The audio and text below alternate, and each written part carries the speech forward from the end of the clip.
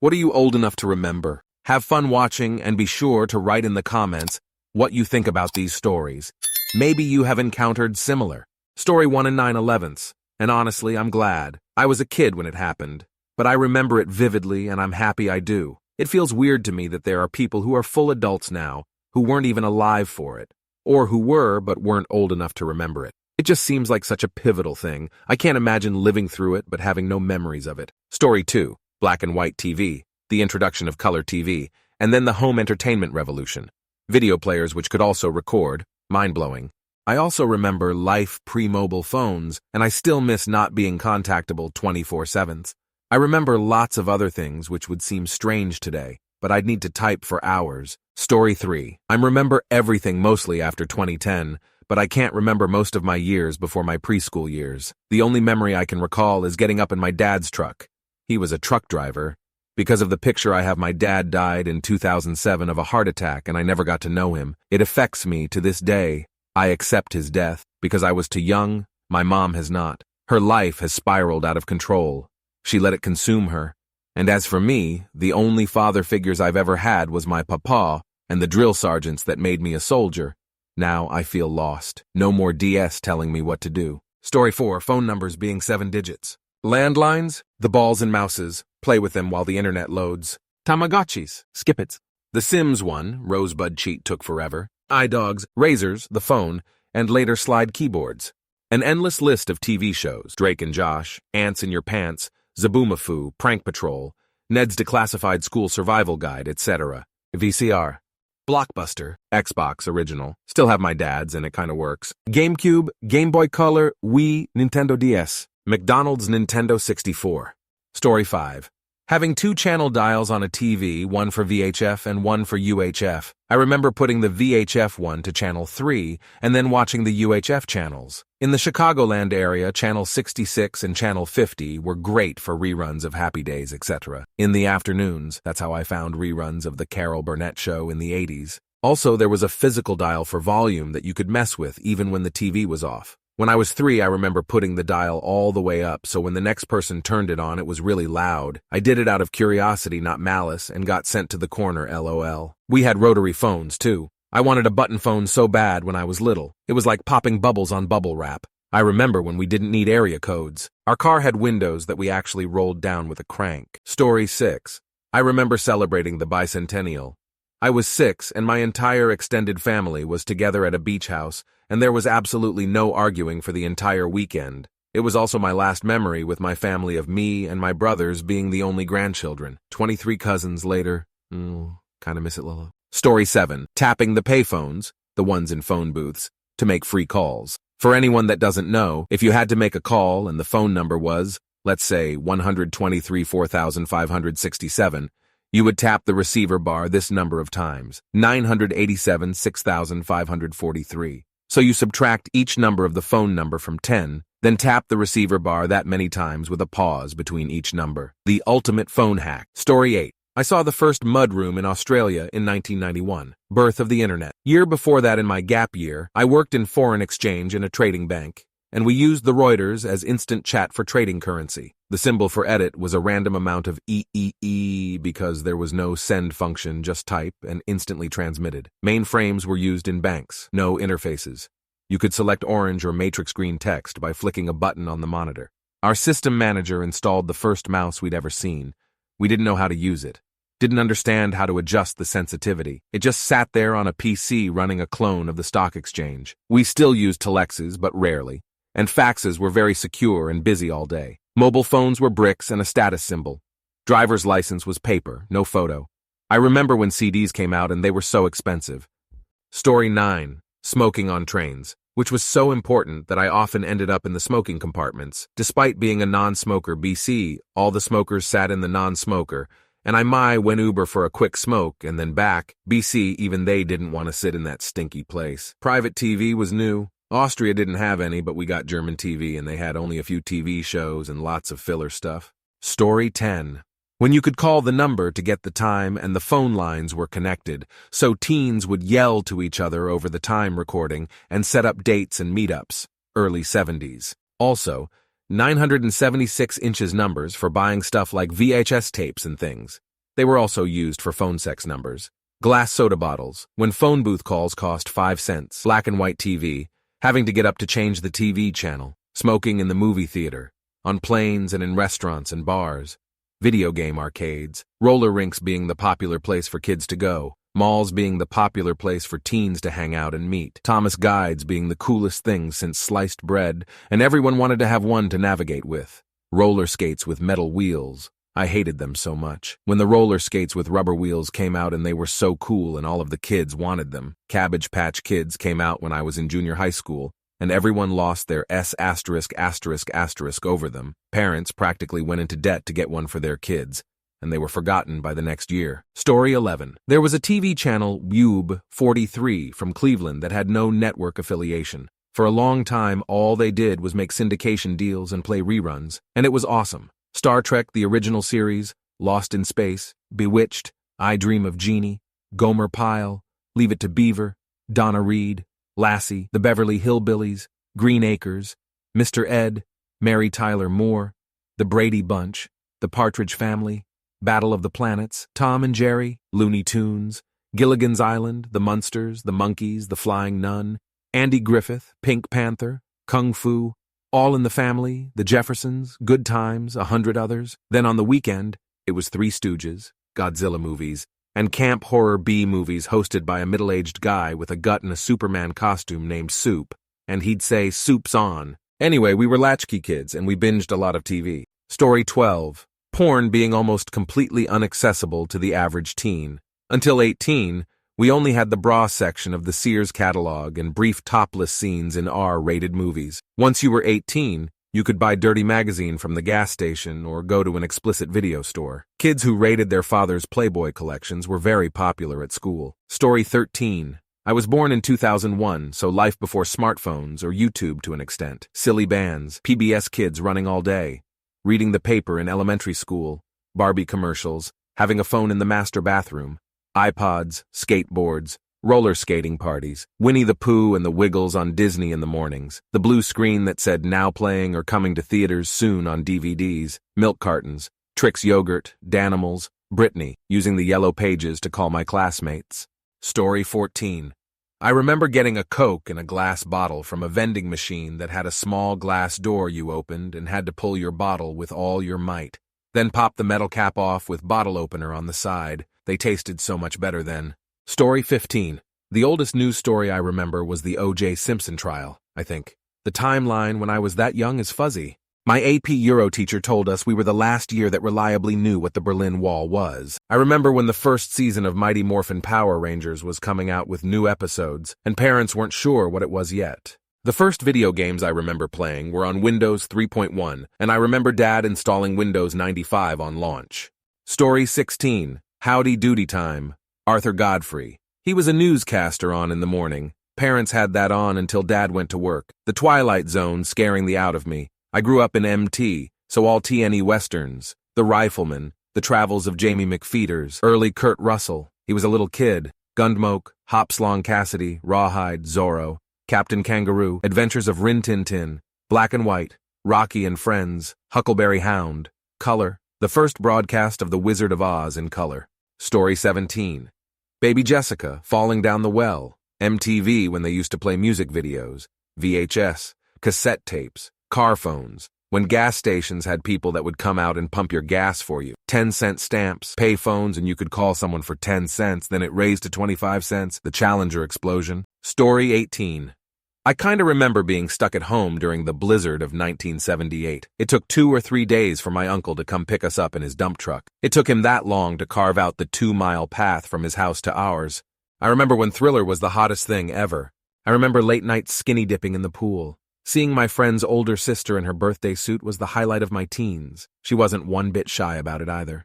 Thank God for chilly water. I remember gun racks, with guns, in the back windows of pickups at school. Hacky sacks, a young Tony Hawk, Zubaz and the Buffalo Bills, 4 consecutive Super Bowls. Story 19.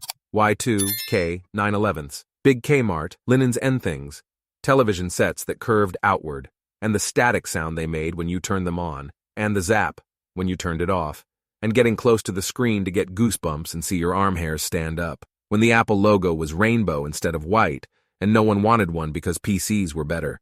When you had to blow into a Nintendo cartridge to get it to work. I vaguely remember airports pre-911 when you could see people off right at the gate. Red fire hydrants, Pizza Hut salad bars, the BK Kids Club, the Taco Bell Chihuahua, the Put a Smile on McDonald's slogan. How those 3 fast food establishments used to look inside.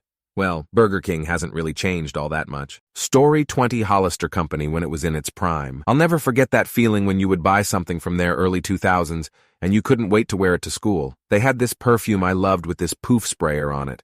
It was called Malaya.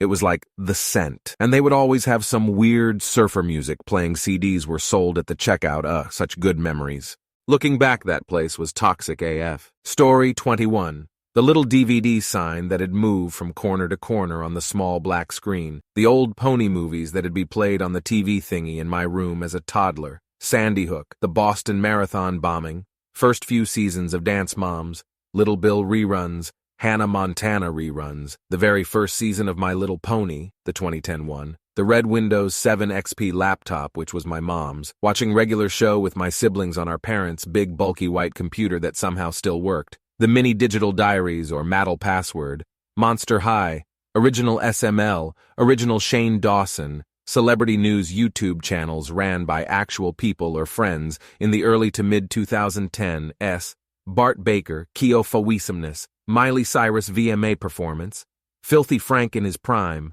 Skype, Leafyisher, IDBZ, Pyrocynical, almost all of 2016 YouTube, Diego the Explorer, Max and Ruby, Phineas and Ferb, Wonder Pets, Wonder Why, Pocoyo, Papa's Pizzeria, Gmode, Mario Kart for the Wii, Mario Sunshine, Sonic games from the Wii, Dead Space on the Xbox 360. True Story 22. Telling my mother that I was tired of people talking about Watergate. I was about 5, watching Mutual of Omaha's Wild Kingdom, cleaning chitlins before they were cooked because I couldn't handle a fillet knife yet. Wonderful World of Disney on Sunday night, Hee Haw on Saturday night, and Lawrence Welk sometime in between, being sick with measles, mumps, chickenpox, and something called fifth disease, poison oak bad enough for the hospital to get involved. Story 23. My first ever PC was a huge gateway that came with everything in the box. Tower, monitor, keyboard, mouse, speakers, all of it. Loved that thing. Took a magnet to the monitor one time and made it all rainbow colors and gave the support line a good laugh. I also remember playing Tetris on my mom's old word processor machine. Story 24. Not having seatbelts and no seatbelt laws. Cabbage Patch Kids craze. First Persian Gulf War. When Czechoslovakia was a country. President Ronald Reagan. Mikhail Gorbachev. When the USSR still existed. E.T. in movie theaters. Chernobyl. Atari. Prince William's birth. Launch of compact discs. First disposable camera. Release of Michael Jackson's Thriller. The Moonwalk live TV debut. Michael Jackson burned while filming Pepsi commercial. Story 25. I'm trying to list things I haven't seen on the thread yet. Fun cereal commercials and fun toys in cereal boxes. I used to love trying to find the toy in the box. My favorite cereal box toy as a little kid was a Princess Jasmine spoon that changed colors when dipped in cold milk. I loved eating my cereal with that spoon. When I got older, the Captain Crunch computer game was my favorite cereal box toy. Story 26. Crawling around Kmart's floor in 1970 as my mom threw her cigarette down and put it out with her foot. I loved Saturday morning when all the cartoons were finally on. After-school specials were so well done, and I had a crush on John Travolta when he played a sweat hog on Welcome Back, Kotter. Story 27. Sitting in a huge car, listening to the radio show Gunsmoke with my parents. Driving down Route 17 in upstate NY. I Googled it. Must have been 1961 when I was 5 years old. I also remember when oranges had a season. You could only buy them for about 6 months a year. I also remember when you would pay by the plate in some Chinese restaurants. 3 soup bowls, 3 dinner plates, and 3 serving plates, etc. I remember Xmas with my cousins, smoking opiated hash and blowing the smoke out the window, listening to the latest Beatles album together. I remember the book Dandelion Wine by Ray Bradbury, in which the old pensioner stuck in a nursing home in the States calls a hotel in Mexico City and begs them to hang the phone out the window so he can hear the street sounds. Story 28, 8-cent stamps. Palisades Park, New Jersey. Caruso's Newark, New Jersey. TV signed off at night and had only 13 channels. HBO when it first came out and had no commercials. Family-owned video stores, VHS tapes. Blockbuster until it went out of business. Corvette's store, Bradley's store, Caldor's store, Lee Ward's store, Treasure Island store, the Rag Shop store, Ben Franklin's store, Woolworth's store, McCrory's store, Orbach's store, Haynes' store, Two Guys' store, Selectric typewriters in offices, wall phones, rotary phones, $16 phone bills and $20 gas and electric bills, homes that cost $80,000, $200/month rent, Bonomo Turkish taffy candy, Fizzy's drink, fruit float, canned fruit pudding, just add milk, whistle gum, Click Clack's toy. Story 29. When Mount St. Helens blew up, we were at a church gathering. We had no internet or cell phones. TV was like local channels only, and a new channel called MTV. The sky was bright blue and then suddenly got dark. We ran outside and saw the clouds moving or rolling across the sky faster than an airplane moves, like something you see in a time-lapse video. Then it started snowing gray ash out of the clouds. We didn't know what was going on. We didn't understand. On the radio in the car, all the radio stations were broadcasting the emergency network. Everyone was to go home and stay inside. Don't run your air conditioner or heating, and keep your windows closed. We had to wait for the ash to stop falling. I think it took 2 days. We had more than an inch of ash. Closer areas had 2 or more inches. Story 30. BlackBerry phones, but only has this cool thing you could pretend to text one and huge TVS the size of 5'5" person with plastic flexible screens. Edit. The TV also weighted easily like 400 pounds and was gait to a small child. Another edit. When cable TV advertised porn and said ads were like of pool parties and such, these were on late at night on I think Comedy Central and like documentary channels. IDK it was dish cable. Story 31. I was first grade when Russia launched Sputnik and everyone went nuts. Started building bomb shelters in their backyards. Later we had atomic attack drills in school, hiding under out desks. I remember the day President Kennedy was shot, and our teacher came into the room crying and told us everyone was to go into the gym for a talk by the principal. Story 32. The Blizzard of '78. The oil embargo. The U.S. going from a free nation to a dystopian nightmare within the space of 2 years. Edit. And everything that's come after. Edit. All of us should be fighting and protesting and voting as hard as we can right now, because these assholes trying to take over our government are at least 30 years ahead of us in this regard. Edit. And shit's about to go full Handmaid's Tale for the really real, like it's happening right now. Story 33. Was 5 or 6, lived in an apartment, and Dad fucked off upstairs to a neighbor's, apt to watch Canadian football. Guess I followed him and watched all the players standing at attention while the national anthem played, and I asked my dad, basically the room at large, how come these football uniforms had color, and the other viewer said, that's their colors, and I said, whose colors, and my dad quietly told me that those were the real colors of the teams. TV apparently had been colorized since 1958, but in the Canadian part of the Pacific Northwest, color wasn't predominant until a good 10 years later, despite having cable, where we got all national American and Canadian affiliates. Story 34. When the mall in Flint, Michigan was a safe place and had almost every storefront open, as well as everything in the food court open. Now if you fuck around in the parking lot, fiddling with your car, rummaging through your purse, texting, talking on the phone, or doing anything that keeps you from being aware of your surroundings, you're pretty much inviting someone to mug you. Pretty much if you don't fuck around outside, talk to anyone, strangers, besides mall staff, and hide leave when there's signs of trouble, you'll be okay. Also having a box TV. Had a box TV in the living room until 2005 or 2006 before my parents put it in the basement. Had a SpongeBob box TV in one of the upstairs bedrooms until probably 2014. Then, of course, watching half of the family-friendly movies my parents had on VHS tapes, the other half being on DVD. Then there were the minivans that didn't have automatic doors. You had to open and shut the door manually. No electric vehicles besides those little kiddie cars that could only go 5 miles per hour if you weighed less than 60 pounds. Box computers and bulkier laptops. Kids not having cell phones until high school. Slide-out keyboards on cell phones. The PS3 and the Wii being the most high-tech video game consoles. No tablets. Windows XP. The Disney store at the mall. The only food delivery service being pizza delivery. Kmart. Thanks for watching! What stories do you have? Share them in the comments. It will be very interesting to read.